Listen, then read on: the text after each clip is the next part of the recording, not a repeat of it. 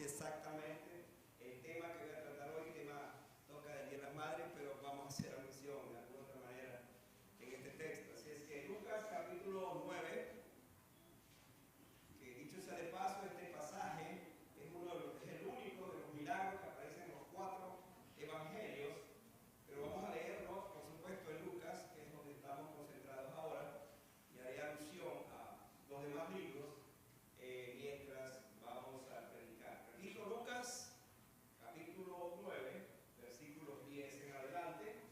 Síganme en su lectura y yo leo de esta manera la palabra del Señor. Vueltos los apóstoles, le contaron todo lo que habían hecho, y tomándoles se retiró aparte a un lugar desierto de la ciudad llamada Bethsaida. Y cuando la gente lo supo, le siguió, y él les recibió y les hablaba del reino de Dios y sanaba a los que necesitaban ser curados. Pero el día comenzaba a declinar y acercándose los 12 le dijeron: despide a la gente para que vayan a las aldeas y campos de alrededor y se alojen y encuentren alimentos, porque aquí estamos en un lugar desierto. Él le dijo: dadle vosotros de comer. Y dijeron ellos: no tenemos más que 5 panes y 2 pescados, a no ser que vayamos nosotros a comprar alimentos para toda esta multitud. Y eran como 5,000 hombres. Entonces dijo a sus discípulos: hacedlos sentar en grupos de 50 en 50. Así lo hicieron, haciéndolos sentar a todos. Y tomando los 5 panes y los 2 peces, levantando los ojos al cielo, los bendijo y los partió y dio a sus discípulos para que los pusiesen delante de la gente. Por favor, repitan conmigo el versículo 17. Y comieron todos y se saciaron, y recogieron lo que les sobró, 12 cestas de pedazos. Padre Celestial, qué preciosa es tu palabra. Hay un encanto en ella cuando apenas la leemos, cómo impacta nuestras vidas. Al recordar que hace 2000 años este milagro sucedió, de la multiplicación de los panes y los peces, de una multitud hambrienta, no solo de oírte a ti, pero hambrienta del estómago, pues saciada. Y quedó como el registro para la historia en ver a un Dios todopoderoso manifestado en Jesucristo, supliendo en aquel momento una necesidad que nadie podía hacerlo. Y hoy queda como un recuerdo, pero también como un mensaje, como una aplicación para nuestras vidas, al pensar que Dios todo lo puede, para Él no hay nada imposible. Y que esta tarde, cuando vamos a ser confrontados con esta palabra, Señor, tú nos estás diciendo: yo soy el mismo ayer, hoy y para siempre. Y lo que hice ayer lo puedo hacer hoy. Especialmente cuando estamos en este lugar, quizás con situaciones muy particulares, donde pensamos que no hay salida para una crisis, no hay salida para una circunstancia, pero Señor, tú estás con nosotros y nos estás diciendo que simplemente confiemos plenamente en ti. Gracias por esta tarde, gracias por este tiempo, en el nombre de Jesús. Amén. Muy bien, los niños pueden ir a su lugar, ustedes pueden sentarse, y de esa manera estamos hoy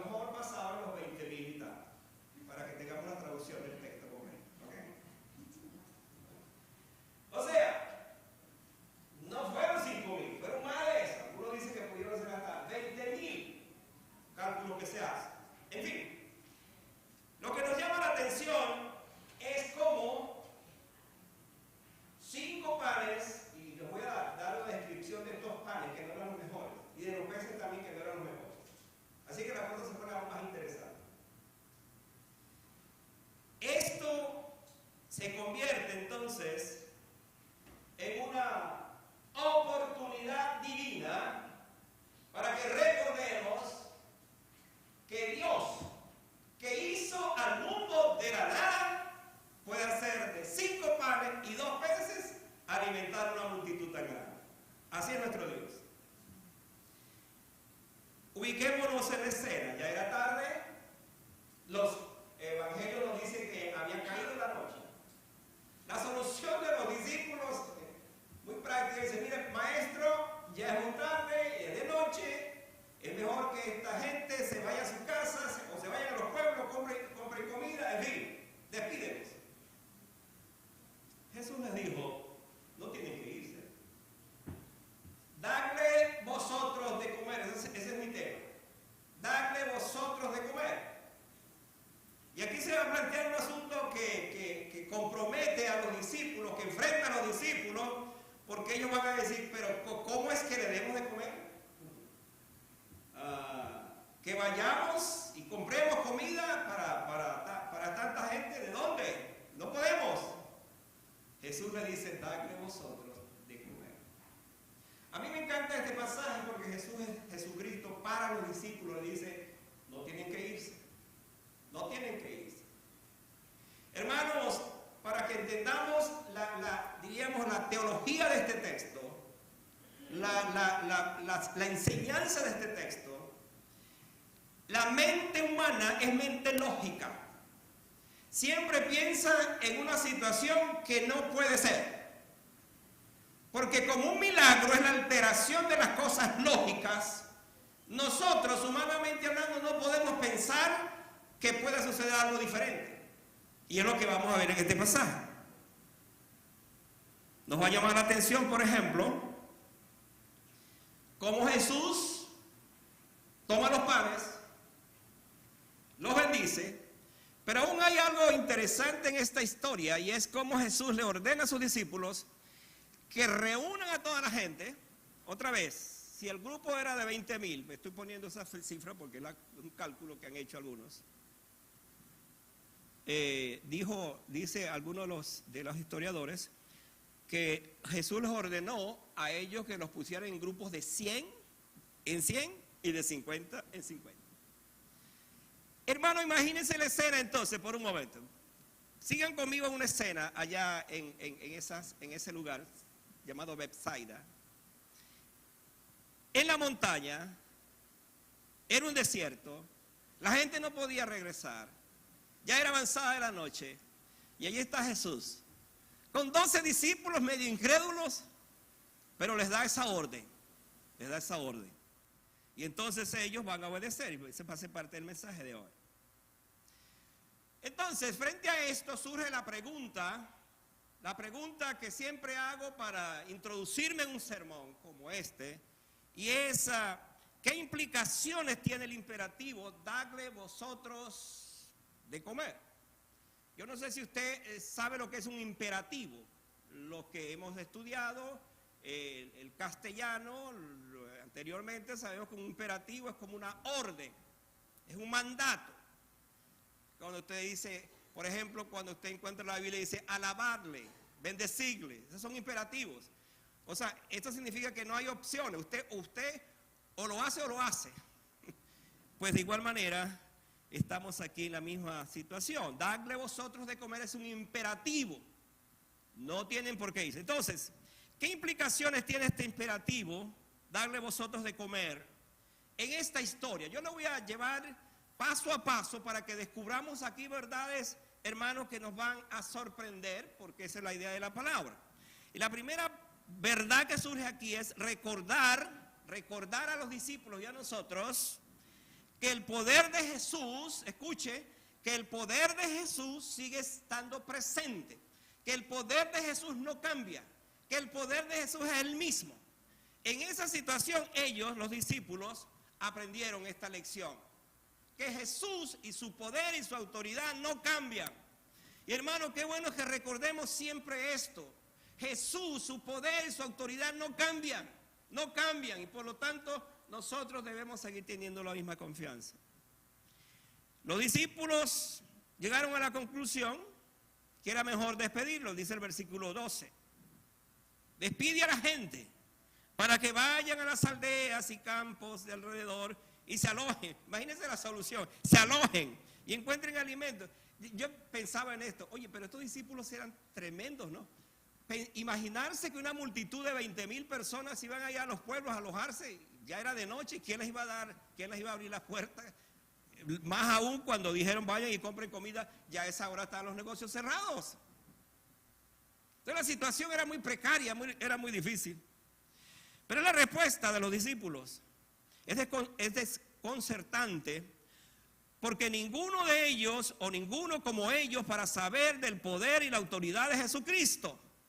Cuando uno regresa hacia atrás en los sermones que hemos predicado anteriormente, si alguien sabía del poder de Dios eran los discípulos. Voy a dar un resumen rápido. Por ejemplo, Él calmó la tormenta, la hizo bonanza, demostrando que Él es Señor de la naturaleza.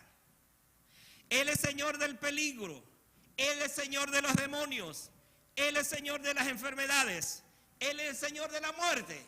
Todo eso lo hemos revisado, lo hemos predicado. Y hasta ahora los discípulos no han entendido que ese poder extraordinario de Jesucristo sigue estando allí. Ellos no eran capaces de pensar, pero si Jesucristo resucitó a la hija de Jairo, si Jesucristo libertó a aquel hombre con tantos demonios, si Jesucristo curó a las personas, ¿por qué Jesucristo no puede hacer algo diferente? Así que tenemos a esta multitud necesitada de comida. Y es como si los 12 discípulos hubieran olvidado todo esto. Dadle vosotros de comer es como un suave recordatorio de su incapacidad para resolver el problema, pero escuche, de la absoluta capacidad de que Jesús puede hacerlo. Cuando Jesús escuchó a sus discípulos, yo creo que Él preguntó o se hizo esta pregunta. Permítame pensar, ¿qué ha pasado con ustedes? ¿No recuerdan lo que pasó anteriormente? ¿Dónde está vuestra fe? ¿Acaso perdieron la fe? Son preguntas que eran lógicas hacerle y que seguramente el Señor las hizo. Pero hermanos, dejemos a los discípulos y pensemos en nosotros. ¿Cuántas veces nosotros hemos visto el poder de Dios en una situación determinada? Hemos visto la respuesta de Dios y de repente viene otra situación donde se requiere nuestra fe y nos frenamos, nos paramos. Como que entonces pensamos, no, Señor, no creo que lo vas a hacer. Pero si lo hice, ¿por qué no seguir pensando que lo vas a hacer? Hermanos, nosotros no somos diferentes a los discípulos. El ser humano es tan cabezadura que puede haber una obra apenas una semana de lo que Dios ha hecho, pero se presenta una situación nueva aquí y no la cree. Hermanos, esta historia nos invita a pensar que debemos cambiar nuestra manera de concebir a Dios en su gracia, en su poder, porque si Él lo hizo ayer, lo va a hacer hoy, lo hará mañana. Porque Él permanece para siempre, su poder permanece para siempre, su autoridad permanece para siempre, no cambia. Jesucristo, conociendo a sus discípulos, allá en el libro de Juan, por eso le dije, ahí vamos a utilizar todos los 4 libros en cuanto a referencia de este pasaje. Él le dijo, lanzó la pregunta, en Juan 6:5, ¿de dónde compraremos pan para que coman estos? Fíjense que ahora no lo dicen los discípulos, sino lo dice Él. Pero Juan añade, esto lo dijo para probarles porque Él sabía lo que tenía que hacer. Esto es extraordinario. Entonces, como en el grupo había un matemático llamado Felipe, él dijo, bueno, la verdad es que 200 denarios, ¿para qué alcanza? La palabra denario era una de las monedas de ese tiempo. Y déjeme decirle que 200 denarios era más o menos como 450, 500 dólares. Ahora, él dice, ¿para qué eso? ¿Por qué le puso ese número? Si él hubiese pensado, por ejemplo, 15,000 denarios, a la cosa cambia. 15,000 denarios podía ser más o menos como unos, vamos a pensar que pudieran ser unos 10,000 dólares. Vamos a pensar en el equivalente. 10,000 dólares para alimentar a 20,000, bueno, pudiera ser algo, se pudiera comprar algo. El asunto es que esta pregunta produjo pánico entre los discípulos. Pero como alguien dijo, en el cielo no hay pánico, sino planes. No hay pánico, pero sí hay planes. Porque hermano, hasta el día de hoy nuestro Dios es un Dios de planes. En el cielo no hay miedo, no hay temores. Porque al fin y al cabo todo está bajo la dirección divina. Todo sigue un plan. Y esta historia y todo esto sigue un plan. El plan de Dios. Es el plan de Dios para tu vida.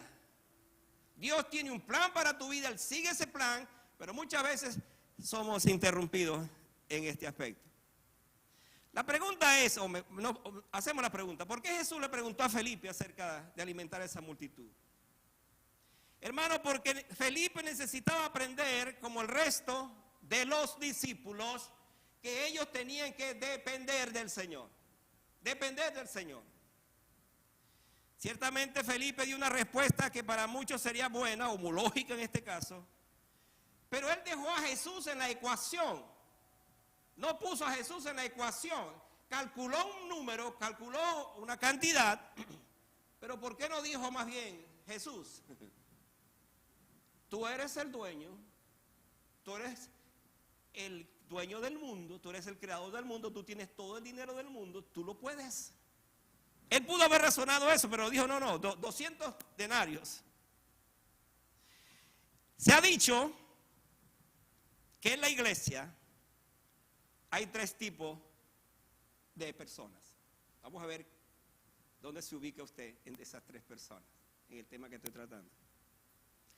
Primero tenemos los que piensan que podemos hacer. Están los que sienten y dirán, yo siento que podemos hacer. Pero hay unos terceros que dicen,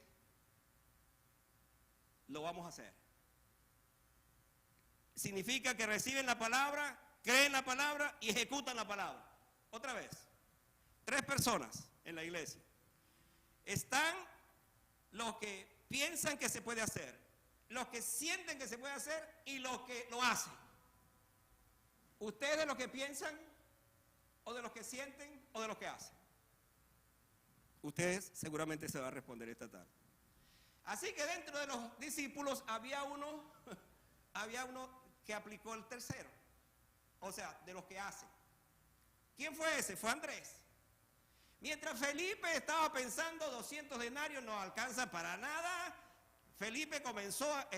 Andrés comenzó a darse vuelta por allí y de repente ve al muchachito. Aquí está. Pero fíjense que aún Andrés, por razones obvias, y aquí podemos ver el trabajo de Dios, él va al muchachito, le agarra los panes y los 2 peces y los trae. Incluso dice, bueno, Señor, mira, aquí hay 5 panes y 2 peces, pero ¿para qué sirve esto? Hermano, pero el asunto interesante es que Andrés consiguió al muchachito y los trajo. Trajo eso delante del Señor, lo trajo. Es aquí el asunto importante. La gente que hace, y no solamente que piensa y siente, sino que hace, son aquellos que toman una decisión. No solamente para ver las posibilidades, sino que hacen algo. Aquí Andrés hizo algo. ¿Qué hizo? Por lo menos trajo esto al Señor. Y hermano, aquí es donde viene el milagro. Aquí es donde suceden los cambios. Y es lo que vamos a ver precisamente acá. Los que tienen fe reciben la palabra, la creen y la ejecutan. Esto más bien preguntarán, ¿por qué dejarlos ir? Fíjense que el planteamiento de todos era que se vayan. Pero aquellos que le creen la palabra del Señor dicen, no los dejemos ir. Porque aun cuando humanamente hablando es imposible que se alimentara a tanta gente, es creer que quien está allí con ellos es suficiente para alimentar a esa multitud. Hermanos, estamos en presencia de algo maravilloso. Si el Señor nos dice, dadle vosotros de comer, entonces hagámoslo. Los hombres y mujeres que hacen siempre la diferencia son los que tienen fe, los que creen que Jesús todo lo puede. Con frecuencia usted lee ese versículo que es el favorito de todos, todo lo puedo en Cristo que me fortalece. Pero me doy cuenta que no todo lo puede. por mi credulidad, por mi fe. Todo lo puedo en Cristo que me fortalece, pero sigo teniendo las mismas situaciones, le sigo pidiendo al Señor lo mismo.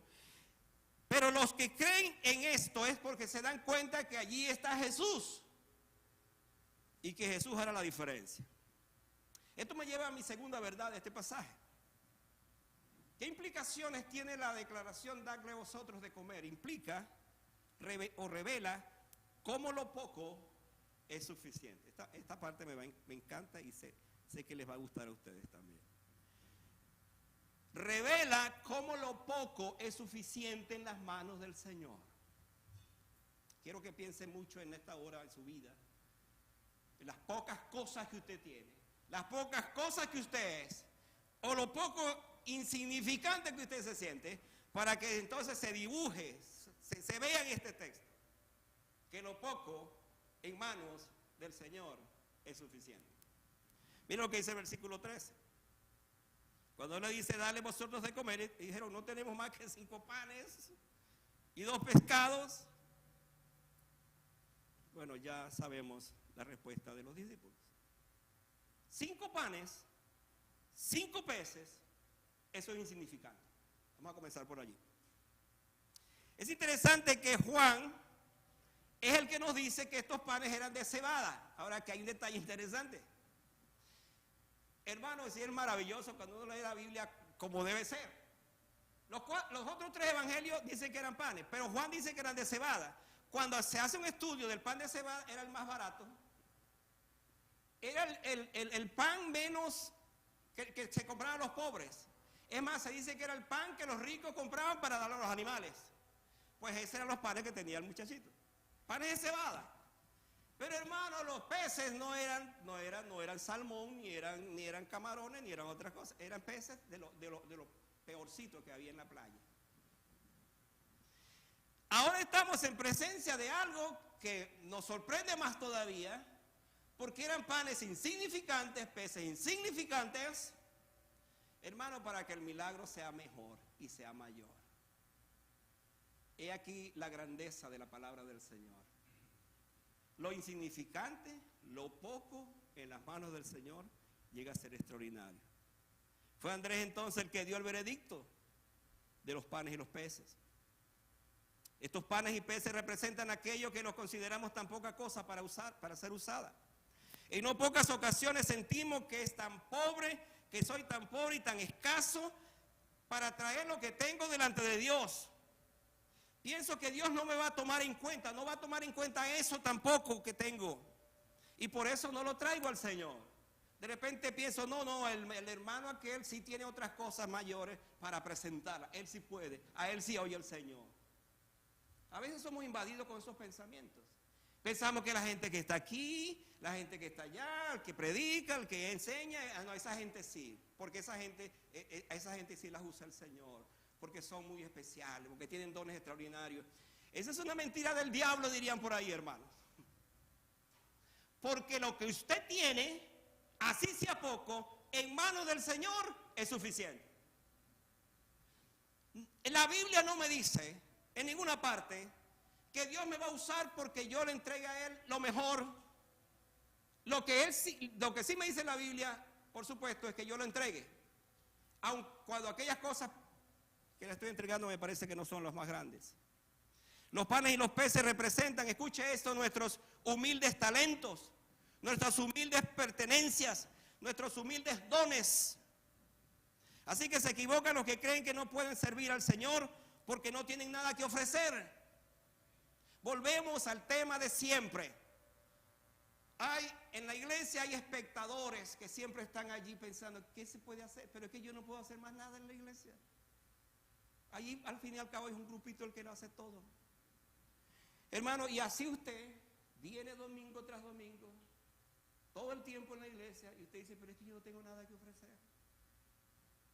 Pues la noticia de este pasaje, hermanos, es que el Señor va a utilizar eso poco que tú tienes para bendecir a otros. Escucha esto. Moisés tenía una vara. La cortó, se la dieron, no sabemos, tenía una vara. Y cuando él en una oportunidad estaba orando porque al salir de Egipto, hermanos, se enfrentaron los egipcios a una situación muy difícil. Tenían 4 posibilidades de morir después de salir de Egipto. Hacia un lado tenían el desierto, el gran desierto donde iban a cruzar. Hacia el otro lado tenían las montañas. Detrás de ellos tenían el ejército de Faraón. Y hermanos, ¿saben qué tenía delante? Al mar. Entonces, simplemente dijeron, hasta aquí llegamos. Y comenzaron a llorar y a gritar a Moisés, ¿por qué nos has traído acá para que muramos? Estábamos mejor en Egipto, así fuéramos esclavos, allí podíamos comer, allí no nos faltaba nada, nos has traído a este desierto para que muramos. Y entonces Moisés se unió al gemido, al grito o al sentimiento del pueblo y comenzó a orar al Señor, y Dios le dijo, ¿por qué clamas a mí? Di a ese pueblo que marche. Y por supuesto yo puedo imaginarme a Moisés, que lo único que tenía era una vara, era lo único. Pero ¿sabe qué? Con esa vara ya el pueblo sabía que por medio de esa vara había pedido el poder divino, y 10 plagas vinieron a Egipto y por eso ellos están afuera. Entonces Dios le dice a Moisés, si ya usaste esa vara, entonces ¿por qué no la usas? Y él le dice, ¿qué tienes en tus manos? Esa vara, pues usa la vara. ¿Y qué voy a hacer? Bueno, marcha. ¿Pero para dónde voy a marchar? Marcha. Entonces le dijo, pon la vara en la orilla del mar. Y hermano, cuando Moisés puso la vara en la orilla del mar, se abrió el mar. Y la Biblia dice que todos pasaron en seco. Una multitud como de 2 millones de personas pasó en seco. Y cuando los egipcios, los soldados quisieron hacer lo mismo, entonces cuando ellos iban atravesando para perseguir a los israelitas, dice la Biblia que cuando estaban exactamente en el medio del mar, entonces le dijo Dios a Moisés, ordena para que las aguas vuelvan a su curso. Y regresaron las aguas, y el ejército del faraón allí quedó, sepultado para siempre. Hermanos, ¿cómo lo hizo Dios? Con una vara. Algo insignificante. No se trataba de la vara ni de Moisés, se trataba de Dios. Y se trata de Dios. Lo que tú tienes en tus manos es suficiente para que Dios lo use. No hay excusa, hermano. ¿Se acuerdan del jovencito David? Un tremendo gigante estaba allá al frente y venía y desafiaba a los escuadrones del pueblo de Israel. Se burlaba, salían atemorizados, el rey Saúl estaba atemorizado y él vino. ¿Quién es este? Dijo, es un jovencito. ¿Quién es este que viene a desafiar a los escuadrones del pueblo de Dios? Le intentaron poner un armamento para que fuera a pelear contra ese gigante y se lo quitó. Fue al río y consiguió 5 piedras, la puso en su onda. Él vio al gigante que venía, se puso exactamente delante de él y dijo esto: por donde quiera que lance la piedra, le pego. ¿Y sabe qué? Dios dirigió la piedra como un cohete y se lo metió en la cabeza exactamente en el gigante. Y allí quedó el gigante. Cayó y con la misma espada le cortó la cabeza. Y entonces, desde ese momento, David se constituye en el gran hombre de Dios. Dios usó una onda que él tenía para desafiar. Hermano, ¿de qué estoy hablando? En manos del Señor, todo es significante. No insignificante, significante. Mira lo que dice el versículo 18 de Mateo, ahora 14, que es la misma historia. Cuando estaban hablando de los panes y de los peces, dice: traédmelos acá, traédmelos acá. ¿Cuál es el secreto de este milagro? Que este joven no se quedó con la comida, sino que la entregó para llevársela a Cristo. Lo único que tenía era la comida y la puso en manos del pan de vida. Esto plantea un reto a nuestras vidas. Si queremos que el Señor nos use, debemos traerlo todo a Él. Usted nunca sabrá si Dios puede usarlo hasta que no le entregue a Él lo que usted tiene. ¿Me está siguiendo, iglesia? Voy a repetir esto porque a nosotros se nos olvidan muy rápidamente las cosas. Usted nunca sabrá si Dios puede usarlo hasta que no le entregue a Él lo que tiene. El problema de nosotros es que nos quedamos con todo. Retenemos todo, no le entregamos al Señor. Hermanos, en la economía nuestra pensamos que perdemos si le entregamos todo al Señor. Pero en la economía divina, la única manera de saber si ganamos es cuando le entregamos al Señor lo que tenemos. Esto se llama dar un salto de fe. Esto se llama creerle al Señor que Él es capaz y poderoso para obrar en una circunstancia como esta. ¿Cuál es la ganancia de poner todo en las manos del Señor? Hermano, la ganancia es todo. Que Él hará con lo poco nuestro, mucho más de lo que nosotros pensamos. Déjenme preguntar, ¿perdió el muchachito la comida? No, hermanos. Yo me imagino esto, y me imagino porque hay que imaginarse así. Cuando fue alimentada toda esa multitud, que dicho sea de paso, va a decir el pasaje que recogieron 12 cestas para los discípulos. Voy a explicar algo de esa cesta. Mire, el muchachito, hermano, me aseguro que llevaba su cesta por ahí y comenzó a meter esa cesta panes y peces, o pescados y pescados y pescados. Entonces aquel almuerzo tan insignificante ahora significa mucho, porque déjeme decirle que los nuevos panes que el Señor trajo esa tarde no eran de cebada, eran los mejores panes, y déjeme decirle que esos peces no eran esos pececitos chiquitos, sino el mejor pescado que pudieran tener ellos esa tarde. ¿O no lo cree? Hermano, así es Dios, así es nuestro Señor. Dice que se saciaron, y por supuesto ahí estaba, imagínense, y siempre me llama la atención que en la Biblia no nos damos detalles de estos personajes. ¿Qué pasó con ese muchacho después? No lo sabemos. Yo quiero pensar, hermano, que ese muchacho después se convirtió al Señor y se fue un misionero. Porque frente a semejante milagro que fue producido por lo que él trajo al Señor, seguramente pues eso cambió. Dios transforma lo ordinario en extraordinario. Lo menos importante en algo de más valor. Lo que cuenta delante de Dios no es lo que nosotros somos, escuche, sino lo que Él es. No son mis habilidades, no son mis talentos, es lo que Dios es. Pero Él quiere que se los traigamos, que los pongamos delante de Él. Usted puede pasar quizás toda la vida siendo un creyente y nunca descubrir que lo poco que usted tiene, se lo entrega al Señor, Dios le va a bendecir tremendamente. Eso se llama tener fe. No tenga temor de entregar todo al Señor. Si no tiene más nada que 5 panes y 2 peces, entrégueselo. Esta es una figura que ilustra lo poco, lo insignificante. Si lo que tiene son 5 panes y 2 peces, pues entrégueselo al Señor. Tráigalo a Él. Porque al final Él va a orar. Él transformará en algo significante lo que es de poco valor. Ese es el énfasis de esta parte.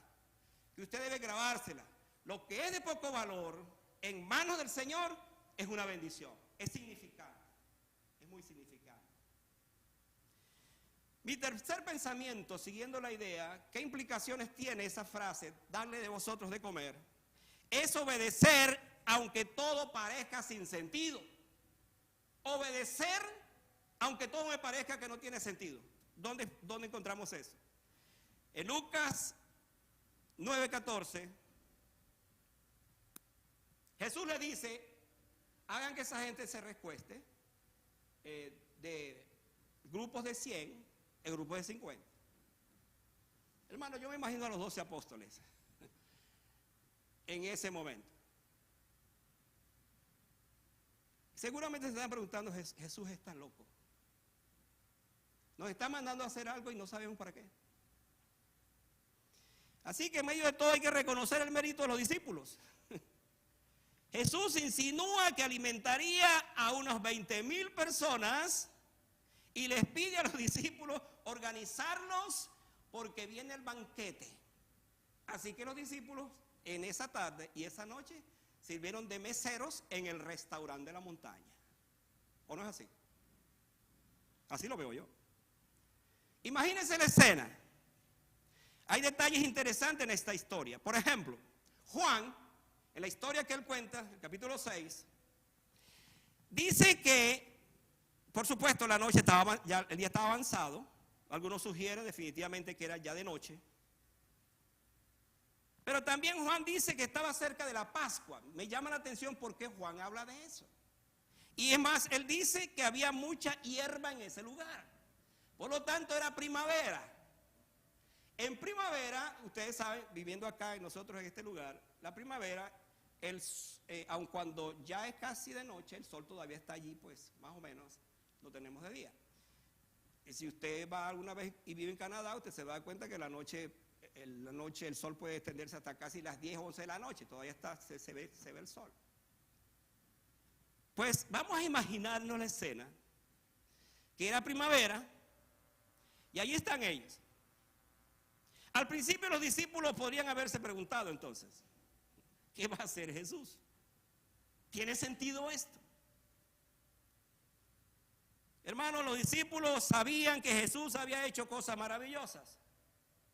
Pero lo que están a punto de ver, que quizás ellos no visualizan lo que puede haber, es que Jesús va a alimentar a esta gente. ¿Pero de dónde? ¿De dónde va a sacar Jesús tanta comida para tanta gente? Sin embargo, ellos sabían o se habían acostumbrado a obedecer su palabra. No acababan de llegar, y el texto comienza diciendo eso, del viaje que hicieron. Le van a contar a Jesús todas las cosas que vieron, que hicieron, cómo Dios los usó para sacar demonios, sanar enfermos, hacer una cantidad de cosas. Por supuesto, ellos sabían. Sin embargo, aquí tenemos entonces que a veces cuando acudimos a la Biblia nos encontramos una palabra que no tiene sentido. Déjenme darle este dato para que entendamos esta historia. Les voy a revelar varias cosas donde cuando vamos a la Biblia no encontramos esos sentidos. ¿Sabe por qué? Que no es lógico. Pero hermano, ustedes me han escuchado decir que no siempre lo lógico es teológico. Lo lógico es humano, lo teológico es divino. Y aquí es donde vamos a ver cuando lo lógico no es lógico. Pero sí cuando lo divino y lo teológico es divino. ¿Por qué? Porque es Dios quien está actuando. Por ejemplo, Jesús le dice a sus discípulos que dejes a tu madre y dejes a tu padre, a tu esposa y sígueme. ¿No es eso ilógico? Que deje yo a mi mamá, que deje a mi esposa y que lo siga. Eso no tiene lógica, por supuesto, eso tiene su explicación. Cuando él le dijo, mira, deja que los muertos se entierren a sus muertos y tú ven y sígueme. Eso no tiene lógica. Si se me murió mi hermano o mi hermana, un familiar, que yo le deje que los demás lo entierren y que yo me vaya. Eso no tiene sentido, Señor. Pero Jesús lo dijo. Ven y sígueme, camina por fe, no por vista, eso no tiene lógica. Yo camino por lo que veo, no por lo que no veo. No tiene lógica. Eso dice, dale lo que le corresponde al Señor, el 10%, cuando hablamos del diezmo. Y entonces la promesa de la otra bendición, pero eso no tiene lógica. Para mí no tiene lógica. Después de la resurrección, escuche esto. Los discípulos habían pescado toda la noche. Acuérdense que entre los pescadores está Pedro. Se dice que Pedro tenía una compañía pesquera. Era un veterano de los mares. Y con él tenía un equipo que lo seguía dentro de los discípulos. Se fueron porque ellos pensaban que se había acabado el negocio con Jesús. Y ¿qué más nos queda? Regresemos otra vez al trabajo. Pescaron toda la noche. Y de repente vienen y ven en la orilla una fogata y una silueta. Todavía como era casi amaneciendo, yo decía, ¿parece o no parece? Juan dice, es el Señor. Y Pedro dice, ¿verdad que es el Señor? Y se va acercando y dice la Biblia que él estaba, hermano, desnudo, porque los pescadores eran así pescaban desnudos. Dice que se ciñó la ropa y entonces comenzó a nadar. y llegó a la playa y se encuentra a Jesús con un tremendo pescado asado, hermano. Y ellos habían pescado toda la noche, no habían sacado nada. Pero antes de eso le dijo Jesús, porque Jesús le preguntó, ¿cuántos pescados habéis tenido? Dijo, nada. Ok, le dijo, echen la red hacia la derecha. Pero hermano, ellos están en la playa, apenas a metros de la playa.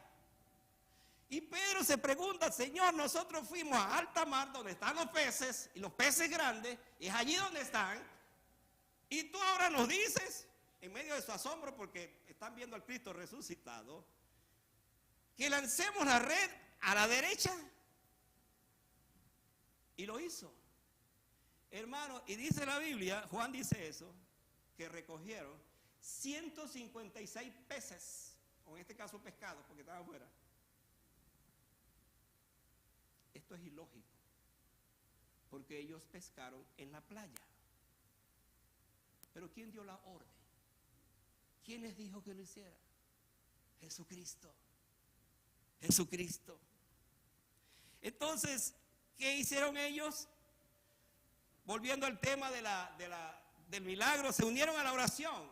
En vez de estar criticando, pensando, se unieron a la oración. Mira lo que dice el versículo 11. Y tomó Jesús aquellos panes, y habiendo dado gracias, los repartió entre los discípulos, y los discípulos entre los que estaban recostados a sí mismos de los peces, cuanto querían. Imagínense por favor la escena. 5 panes, 2 peces en las manos del Señor, los levanta. De repente entonces comienza la multiplicación de panes. Entonces los discípulos, viene un discípulo, agarra una cesta, y el otro lo mismo, y así va, y así va. Y si eran 20,000 personas, estaban todos recostados de 100 en 100 o de 50 en 50. Entonces comenzaron la repartición durante ese tiempo. Hermanos, ¿qué estaba pasando allí? Los discípulos escucharon a su maestro orar. ¿Y sabe qué? Dio gracias. Fíjense que Jesús no dijo, Padre, yo te pido en esta hora que alimentes esta cantidad de gente. No, esa es la oración de Jesús. La oración de Jesús es, te doy gracias. Fíjese eso. Dice, habiendo dado gracias, los repartió. ¿Sabe por qué, hermano? Porque Jesús nos enseña a nosotros a orar de esa manera, que demos gracias a Él porque sabemos que Él ya tiene preparado todo.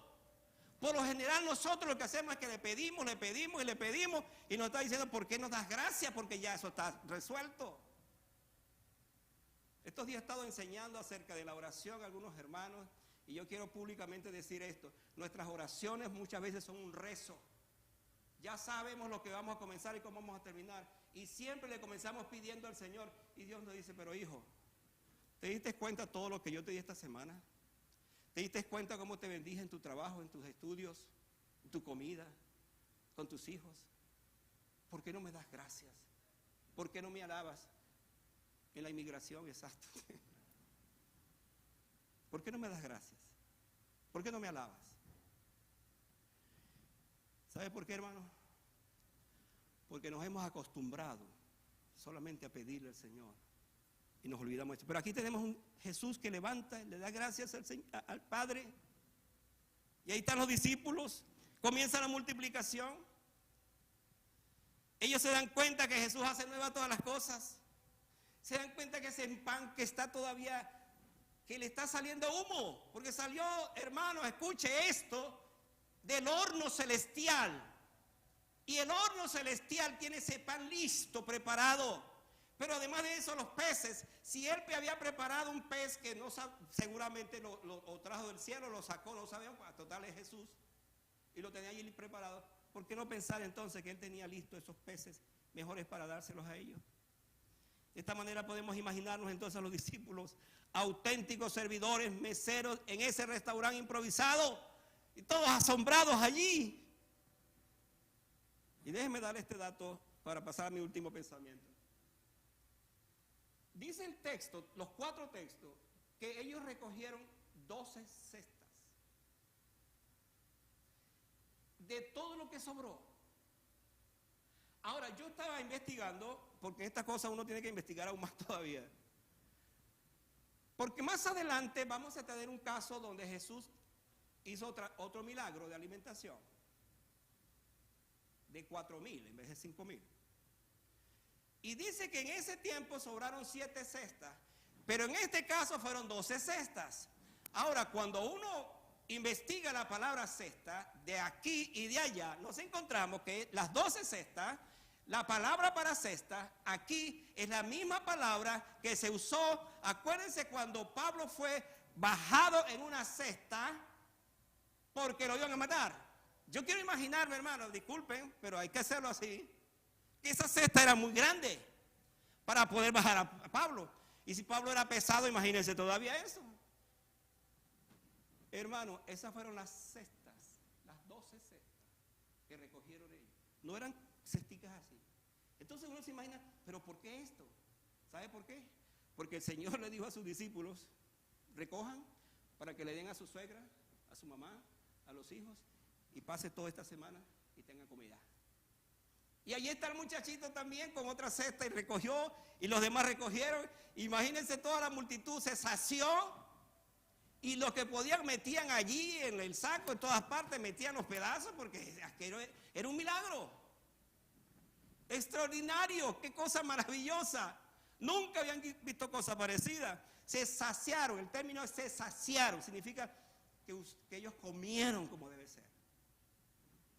Esta semana mi esposa me preparó unas comidas que, wow, me he saciado. No, quiero pensar que cuando uno come bien, hermano, se sacia. Hay comidas que en verdad uno las come, se llena, pero no se sacia. Pero en fin. Y yo estoy pensando ahora en esta multitud. Se saciaron, hermano. Porque, hermano, si Jesús bendijo esos panes y los trajo, y los peces, aquella comida fue especial. Porque yo creo pensar también, acompáñenme en este pensamiento, que esa multitud, hermano, no regresó esa noche a su casa. Se quedaron en la montaña en una tremenda vigilia.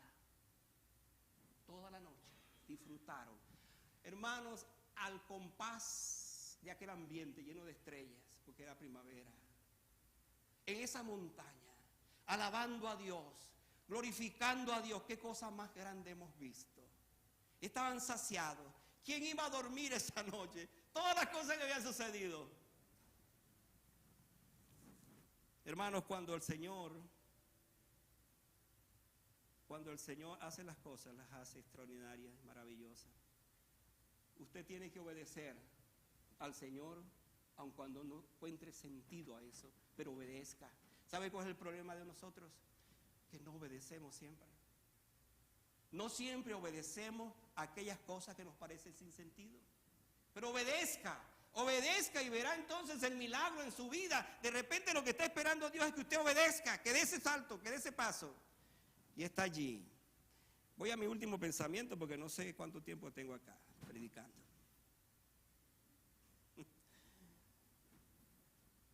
Pero es que estas cosas emocionan, hermano. Mi último pensamiento es aprender cuál es el pan que satisface. Ahora, si usted me siguió hasta acá, y espero que me haya seguido, yo le animo para que usted me siga en esta parte final.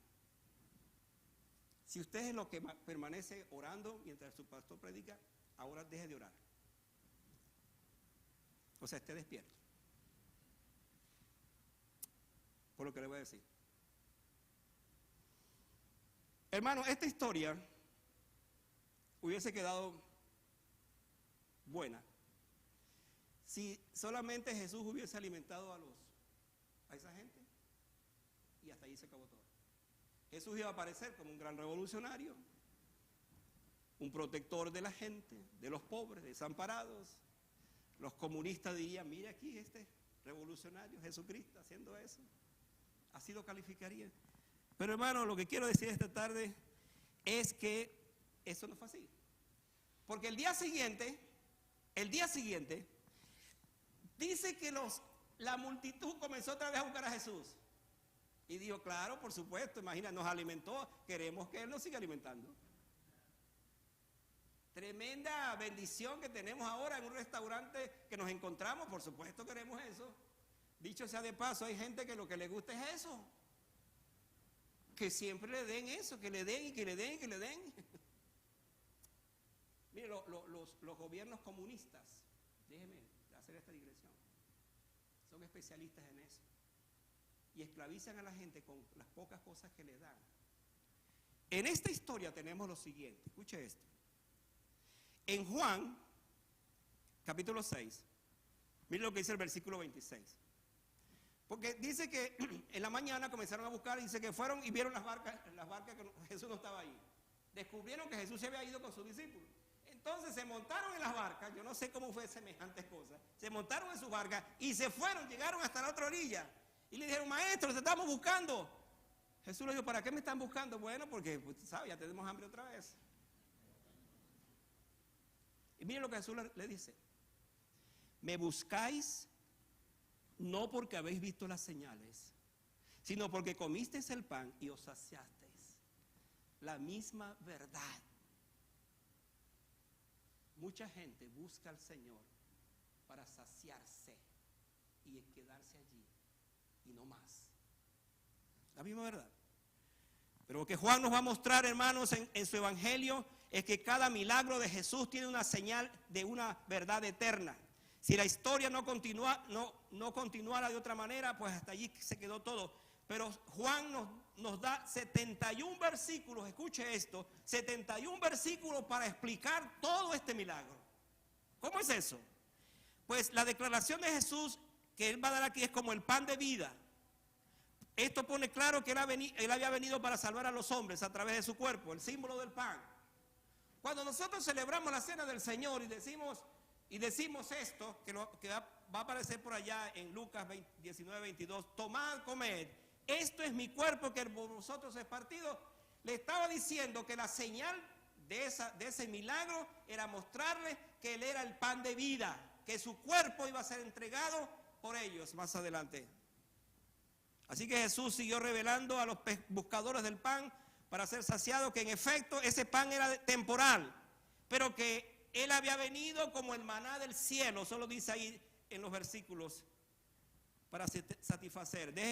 Vayan conmigo rapidito a Juan, para que veamos eso allí en Juan. Y mira lo que dice este pasaje de Juan. En el capítulo 6 de Juan. Escuche por favor, o lea allí los versículos 48 al 51. Mire lo que dice ese pasaje de Juan, capítulo 6, versículos 48 hasta el 51. Dice así: yo soy el pan de vida. Qué maravilloso es. Yo soy el pan de vida. Vuestros padres comieron el maná en el desierto y murieron.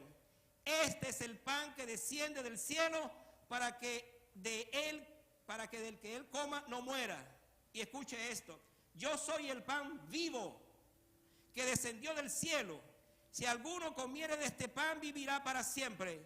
Y el pan que yo le daré es mi carne, la cual yo daré por la vida del mundo. Entonces aquí tenemos que Él es el maná, que el que coma de Él, hablando de su cuerpo en ese sentido, entonces vivirá para siempre. Mire lo que dice el versículo 58 de ese mismo pasaje. Dice el versículo 58 allí del pasaje: este es el pan que descendió del cielo, no como vuestros padres comieron el maná y murieron. El que coma de este pan vivirá eternamente. Y eso es lo que nosotros hemos hecho. Conocimos al Salvador y ahora sabemos que el cuerpo de Cristo, entregado en la cruz del Calvario, satisfizo la justicia divina, porque Él murió por nuestros pecados y ahora le conocemos. Concluyo diciendo esto. En esta historia la solución de los discípulos fue despedir a la gente porque ya era tarde. Pero Jesús les dijo: dadle vosotros de comer. Este imperativo, además de plantear un desafío a la fe, les confrontó para que recordaran los hechos poderosos del Señor. Revelarles cómo lo poco es mucho en las manos del Señor. Obedecer aunque no nos parezca lógico. Y aprender que Jesús es el pan que descendió del cielo. Familia, iglesia, en aquel desierto los discípulos aprendieron una nueva visión del poder de Cristo para satisfacer las necesidades de los hombres, pero también para que ellos supieran que son responsables de darle a otros de comer. Ahora aquí vengo para la aplicación final. Esa expresión, darle vosotros de comer, se la deja a la iglesia de hoy. Y le dice el Señor a su iglesia, dadle vosotros de comer también. Uno se pregunta, ¿cómo podemos hacer nosotros eso? Bueno, si Él es el pan que descendió del cielo, el mejor alimento que vamos a dar a alguien, por supuesto, podemos hacer lo mismo también ayudándole con comida y todo eso, porque al fin y al cabo, esa es parte de la responsabilidad. Pero el mejor alimento que vamos a entregar a la gente es hablarle de ese pan que descendió del cielo, hablarle de Jesucristo. Es el mismo reto a la iglesia, darle a vosotros de comer. Entonces, hemos descubierto que este mundo es un desierto, que nuestras almas deben ser alimentadas con el pan del cielo o morirán eternamente. Felices aquellos que han saboreado por experiencia al Cristo crucificado, el verdadero pan de vida. Y esto es así porque en el corazón del hombre nunca estará completo hasta tanto no tenga Cristo en su corazón. Blas Pascal, aquel sabio de antaño, filósofo, dijo, en el corazón de cada hombre hay una forma, hay algo, un vacío que tiene la forma de Cristo. Y a menos que el hombre llene ese vacío con Cristo, quedará satisfecho. De lo contrario, seguirá buscando, seguirá explorando, seguirá vacío. La vida sin Cristo está vacía e insatisfecha. Solo aquellos que escuchan la voz de Cristo, que le sigan y que son alimentados por Él, por la fe, serán saciados. Hermanos, digamos, como dijeron aquellos que buscaban el pan material, Señor, danos siempre ese pan. Danos siempre ese pan. Y ese pan es precisamente el que descendió del cielo, nuestro Señor Jesucristo. No hay otro pan. 20,000 personas fueron alimentadas. Otra vez estoy siguiendo los cálculos que se han hecho. Aquella noche, todos fueron satisfechos. Ellos entendieron que solamente Dios puede hacer algo como esto. Bien pudiéramos pensar en esta hora, 5 panes, 2 peces, ¿para qué sirven? Pero en manos del Señor, 5 panes y 2 peces hacen la diferencia. Yo voy a orar en este momento, te voy a pedir que te pongas de pie para que oremos, pero te voy a hacer otra pregunta. Póngase de pie, por favor.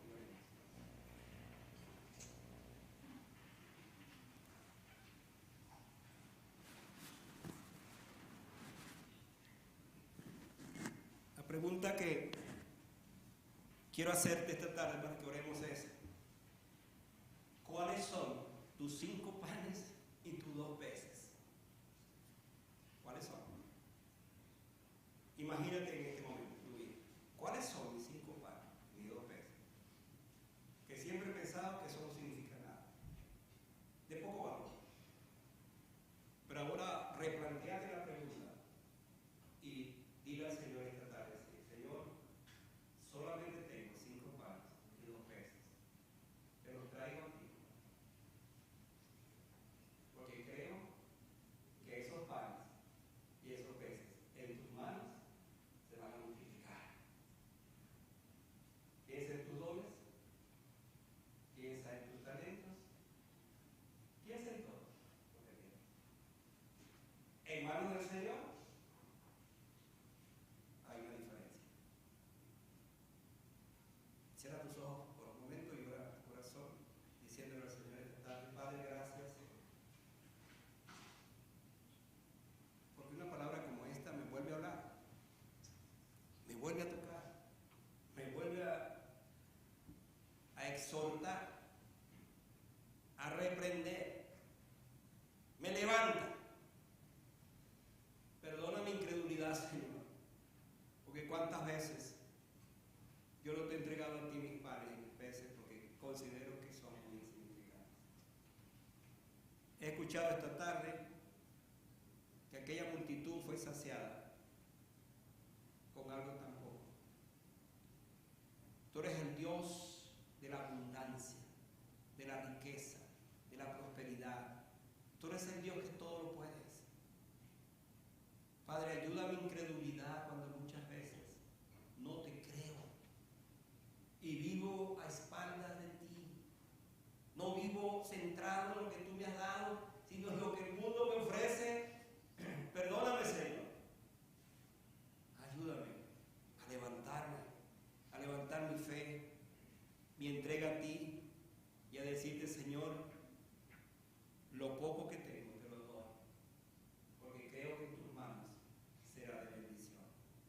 Gracias por esta tarde y gracias por este tiempo, en el nombre de Jesús. Amén. Quédense de pie, hermano. Voy a volver después para que oremos.